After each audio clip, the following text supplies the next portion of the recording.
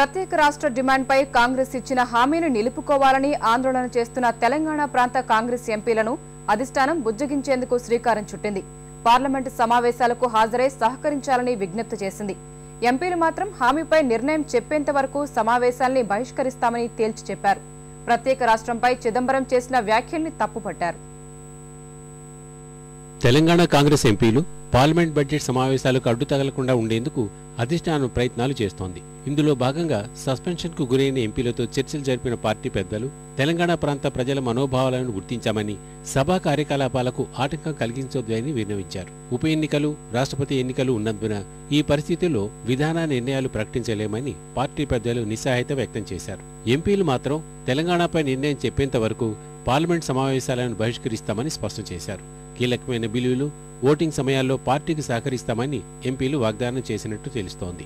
ఇప్పుడు జరుగుతున్నటువంటి సమావేశాల్లో అటెండ్ కావడం లేదు. అయితే వాళ్ళు క్రూషియల్ టైంలో మరి ఇంపార్టెంట్ బిల్స్ వచ్చినప్పుడు మరి మీరు రూలింగ్ పార్టీ పార్లమెంట్ సభ్యులుగా మరి మీరు నిర్ణయం తీసుకోవాలి కదా అనేటువంటి విషయాన్ని చెప్పినప్పుడు ఆ విషయాన్ని అప్పటికప్పుడు ఆలోచన చేసి నిర్ణయం తీసుకుంటామని చెప్పాము. ఇప్పుడు మాత్రం పార్లమెంట్ సెషన్కు మేము అటెండ్ కావడం. తెలంగాణ అంశంపై హోంమంత్రి చిదంబరం చేసిన వ్యాఖ్యలను ఎంపీలు తీవ్రంగా తప్పుపట్టారు. కేంద్రం తరపున రాజకీయ పార్టీల అభిప్రాయం తెలిపేందుకు ఓ తేదీ నిర్ణయించాల్సిన బాధ్యత హోంమంత్రిత్వ శాఖదే అని పేర్కొన్నారు.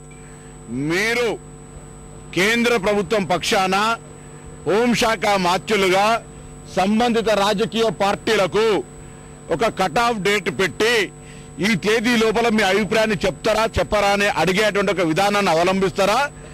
అవలంబించకుండా ప్రజలను ఇదే విధంగా కొట్టుగా చావండి అనేటువంటి ఒక పరిస్థితిని కల్పించేటువంటి అవకాశాన్ని ప్రభుత్వ ప్రతినిధిగా మీరే ఇటువంటి ఒక ప్రక్రియను నడిపిస్తారా అనేటువంటి సూటి ప్రశ్నలు అడుగుతా ఉన్నాం.